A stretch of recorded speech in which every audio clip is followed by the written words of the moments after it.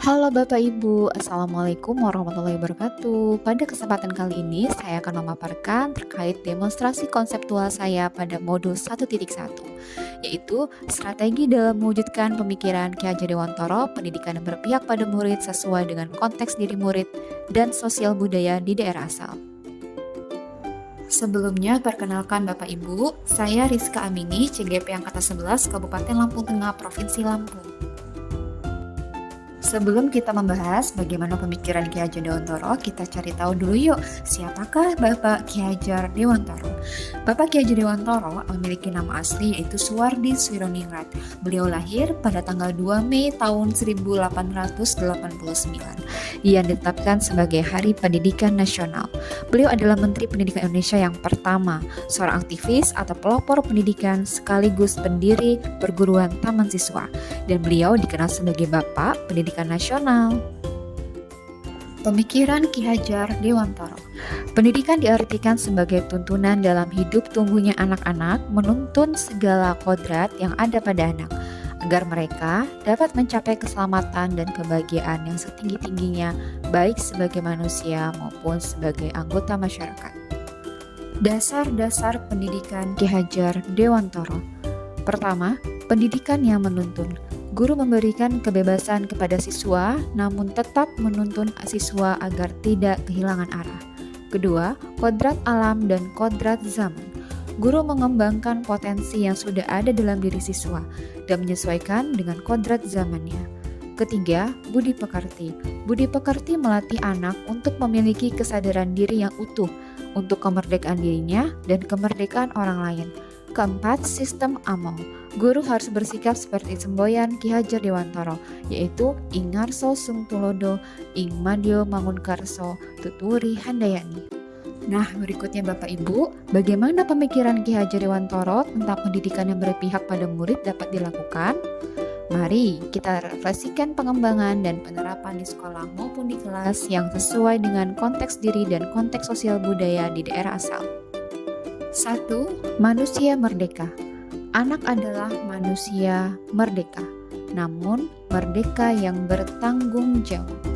Manusia merdeka adalah manusia yang hidupnya lahir dan batin tidak bergantung pada orang lain, akan tetapi bersandar atas kekuatannya sendiri. Dalam proses pembelajaran di kelas, anak harus belajar tanpa tekanan, tanpa takut disalahkan, bebas mengutamakan pendapatnya, dan mengembangkan kreativitasnya dalam bentuk apapun. Guru tidak memaksa anak untuk menghasilkan karya yang sesuai keinginan guru. Bisa saja dalam suatu kelas siswa mengekspresikan karyanya dalam bentuk yang berbeda-beda, seperti hobi menggambar, video, puisi, melukis, infografis, lagu, dan bentuk lainnya. 2. Mengembangkan bakat dan minat anak. Pendidikan yang berpihak pada murid adalah pendidikan yang memperhatikan minat dan bakat kemampuan masing-masing murid. Bakat tidak selalu berhubungan dengan akademis ataupun kognitif, namun bakat bisa jadi berhubungan dengan hal-hal yang bersifat sosial, seperti kemampuan berkomunikasi dan berinteraksi dengan orang lain. Dalam hal pembelajaran, guru dapat melakukan asesmen diagnostik untuk lebih mengenal karakteristik anak dan mengembangkan bakat kemampuan yang dimiliki anak. Selanjutnya, yang ketiga adalah kodrat anak. Pendidikan yang berpihak pada murid merupakan pendidikan yang dielaborasi terkait dengan kodrat alam dan kodrat zaman. Menurut Ki Hajar Dewantara, pendidikan anak sejatinya menuntut anak mencapai kekuatan kodratnya, sesuai dengan kodrat alam dan kodrat zaman. Cara belajar murid pada abad 20 tentu berbeda dengan anak abad 21. Pada abad 21 ini, murid dihadapkan dengan era industri 4.0, di mana semua serba digitalisasi. Cara mendidik dan menuntun para murid juga berubah. Anak dilatih kemampuannya untuk dapat menguasai keterampilan abad 21, agar mereka dapat bersaing dan beradaptasi sesuai perkembangan zamannya. Pembelajaran di kelas diharapkan menyesuaikan dengan kodrat zaman anak.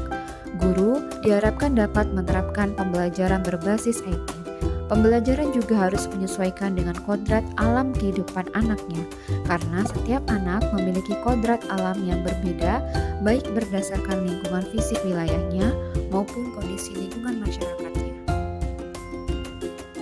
Konteks sosial budaya di satu daerah yang diselaraskan dengan proses pendidikan dan pengajaran di kelas. Nah, bagaimana pemikiran Ki Hajar Dewantara dapat dikontekstualkan sesuai dengan nilai-nilai luhur kearifan budaya daerah asal yang relevan menjadi penguatan karakter murid sebagai individu serta sebagai anggota masyarakat pada konteks lokal sosial budaya di daerah. Berikut ini kekuatan konteks sosial kultural di daerah yang sejalan dengan pemikiran Ki Hajar Dewantara. 1. Gotong royong dan semangat kebersamaan. Penerapan ini dapat dilakukan di sekolah, misal dalam kegiatan kerja bakti yang memunculkan adanya semangat dalam melakukan kegiatan secara bersama-sama. Yang kedua, penghormatan terhadap tradisi dan budaya lokal.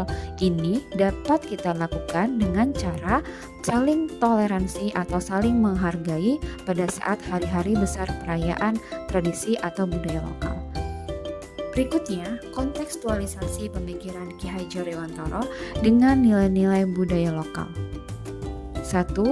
Dengan cara mengintegrasikan pembelajaran tentang budaya lokal.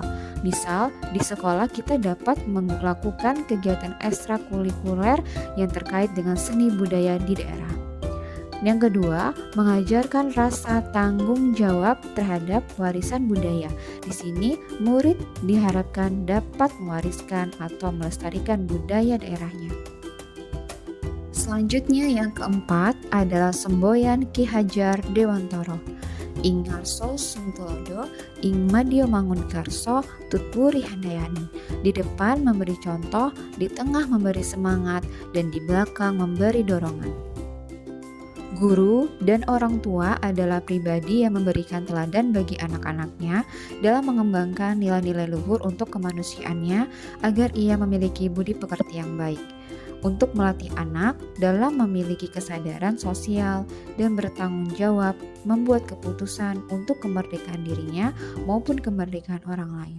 Selanjutnya, guru juga dapat memberikan semangat dan dukungan yang diperlukan murid, misalnya berupa motivasi, inspirasi, dan menuntun anak untuk berpikir kritis dalam menghadapi kesulitan yang dihadapinya. Guru bersama orang tua bekerja sama untuk meningkatkan semangat murid. Selanjutnya, dalam pembelajaran, murid sebagai subjek dan guru sebagai fasilitator dalam membimbing anak. Setiap anak adalah subjek yang memiliki bakat dan potensi yang berbeda, dan mereka memerlukan bimbingan sesuai kebutuhannya secara individual, supaya mereka dapat memiliki pribadi atau karakter, profil pelajar Pancasila. Demikian pemahaman yang telah saya sampaikan, semoga bermanfaat. Wassalamualaikum warahmatullahi wabarakatuh.